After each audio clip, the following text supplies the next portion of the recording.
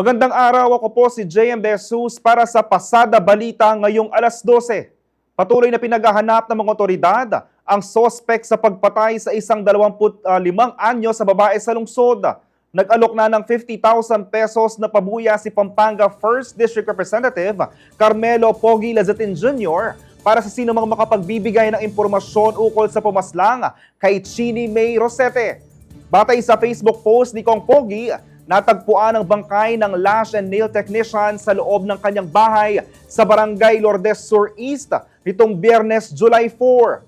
Samantala, pinag-utos na ni Mayor Carmelo John Lazatin II sa Angeles City Police Office na tutukan ng kaso upang mabilis na makamit ang hustisya para sa mga biktima. Parehong kinundina ng magkapatid na Lazatin ang brutal na pamamaslang at sinabing walang lugar sa Angeles City ang katulad na krimen.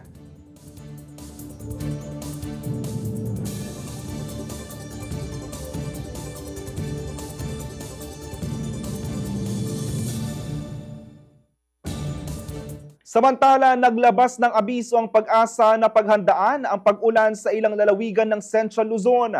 Sa Thunderstorm Advisory No. 14 na inilabas bago magtanghali ngayong Lunes, July 7, asahan ng moderate to heavy rain showers na may kasamang pagkulog at pagkidlat at malakas na hangin sa Zambales, Bataan, Pampanga at Tarlac sa mga susunod na 3 oras. Inabisuhan ng lahat na paghandaan ang posibilidad ng pagbaha at iba pang epekto ng mga pag-ulan.